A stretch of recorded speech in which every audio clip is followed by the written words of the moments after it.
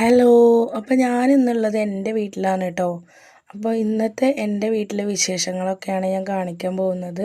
അപ്പോൾ രാവിലെ തന്നെ നല്ല വൈകിട്ടാണ് എണീറ്റത്. എണീറ്റ പാടെ പാമ്പങ്കാവിൻ്റെ സൈഡിലുള്ള ജനലിൻ്റെ അവിടെ വന്ന് നിന്നു കേട്ടോ. ഇവിടെ നിൽക്കുമ്പോൾ നല്ലൊരു പോസിറ്റീവാണ് കേട്ടോ.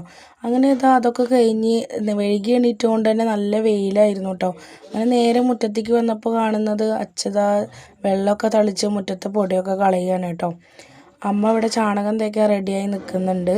അപ്പോഴാണ് ട്രെയിൻ പോകുന്നത് കണ്ടത്. അപ്പോൾ ഇച്ചുകുട്ടൻ ഉള്ളിൽ നിന്ന് ഓടി വന്നിട്ട് ടാറ്റ കൊടുക്കുകയാണ് ട്രെയിനിന്. ഇവിടെ വീടിൻ്റെ മുന്നിൽ തന്നെ റെയിൽവേ ട്രാക്ക് ആയതുകൊണ്ട് ഇച്ചുകുട്ടനെ നല്ല ഇഷ്ടമാണ് കേട്ടോ. അവന് ട്രെയിൻ എന്ന് പറഞ്ഞു കഴിഞ്ഞാൽ പ്രാന്താണ്. അപ്പോൾ ട്രെയിൻ വരുമ്പോഴൊക്കെ ആൾ ഉള്ളിൽ നിന്ന് ഓടി വരും.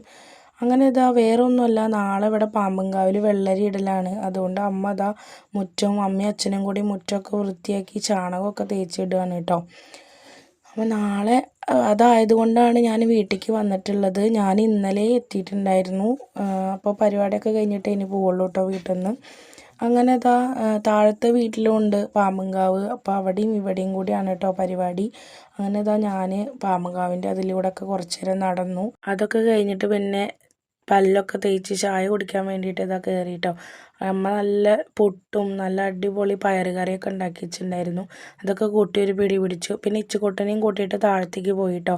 അവിടെ എൻ്റെ ഫ്രണ്ടും വന്നിട്ടുണ്ടായിരുന്നു. അപ്പോൾ ഇച്ചുകുട്ടൻ അവളുടെ കുട്ടിയൊക്കെ ആയിട്ട് നല്ല കളിയാണ് കേട്ടോ.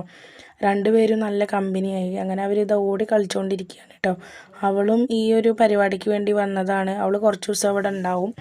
അങ്ങനെ രണ്ടുപേരും കൂടി കുറച്ച് നേരം കടന്നു. അവളോട് വിശേഷമൊക്കെ പറഞ്ഞിട്ട് ഇങ്ങനെ അവിടെ ഇരുന്നു. അതൊക്കെ കഴിഞ്ഞ് വീട്ടിലേക്ക് വന്നപ്പോൾ ഒരു ഉച്ചയായപ്പോൾ ഒരു പച്ചക്കറി വണ്ടി വന്നിട്ടുണ്ടായിരുന്നു. അപ്പോൾ അപ്പുറത്തെ വീട്ടിലെ ചേച്ചിമാരും എല്ലാവരും കൂടി പച്ചക്കറി വാങ്ങാൻ പോയപ്പോൾ ഞാനും പോയി കേട്ടോ.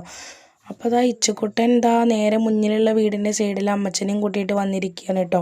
ഇവിടെ ഇരുന്ന് കഴിഞ്ഞാൽ നേരെ ട്രെയിന് കാണാം. മാങ്ങകളും പൊട്ടിക്കുകയും ചെയ്യാം. നല്ല തണലാണ് കേട്ടോ അവിടെ. അപ്പോൾ മാങ്ങയൊക്കെ പൊട്ടിച്ചിട്ട് അവിടെ ഇരിക്കുകയാണ്. അപ്പോൾ പിന്നെ ഞാൻ അവരെ ശല്യം ചെയ്തില്ല. ഞാൻ പിന്നെ തിരിച്ച് വീട്ടിലോട്ട് പോകാൻ വേണ്ടി നിന്നു. അപ്പോഴും വണ്ടിക്കാരനും ചേച്ചിമാരൊക്കെ അവിടെ തന്നെ നിന്നിരുന്നു. അങ്ങനെ വീട്ടിലെത്തി സൈഡിലൂടെ അങ്ങനെ നടക്കുമ്പോഴാണ് ഒരു കൂട് കണ്ടത് കേട്ടോ. എന്തിൻ്റെ കൂടാണ്, അണ്ണാൻകൂടാണോ പക്ഷികളുടെ കൂടാണോ എന്നൊന്നും അറിയില്ല. അങ്ങനെ അതൊക്കെ കണ്ടു. അത് അവിടെ തന്നെ ഇട്ടു. വീട്ടിൽ തെങ്ങൊക്കെ ഉണ്ടായിരുന്നു, അതൊന്ന് വീണതാണ് കേട്ടോ സംഭവം. അങ്ങനെ ഇങ്ങനെ സൈഡിലൂടെ നടന്ന് നോക്കുമ്പോഴാണ് വീട്ടിലെ മൂസമ്പി മരത്തിൽ മൂസമ്പി ഉണ്ടായത് കണ്ടത് കേട്ടോ. അപ്പോൾ നല്ല സന്തോഷമായി. ഞാനിങ്ങനെ സൂം ചെയ്ത് കാണിക്കുകയാണ്. 3 എണ്ണേ ഉണ്ടായിട്ടുള്ളൂ കേട്ടോ. കാരണം ഇത് കുറേ വർഷങ്ങളായി കുഴിച്ചിട്ടിട്ടുണ്ടായിരുന്നത്. ഇത് വലുതായി മരമായിട്ടും ഇതിലൊന്നും ഉണ്ടായിരുന്നില്ല. ഉണ്ടാവും എന്നുള്ള പ്രതീക്ഷ ഉണ്ടായിരുന്നില്ല കേട്ടോ. ഞാൻ എപ്പോൾ വന്നാലും ഇങ്ങനെ നോക്കും. ഞങ്ങൾ ചെറുതിലേ കുഴിച്ചിട്ടതാണ് കേട്ടോ. അപ്പോൾ 3 എണ്ണം ഉണ്ടായി. നല്ല സന്തോഷമായി. അപ്പോൾ സൈഡിൽ കുറച്ച് കുരുമുളകും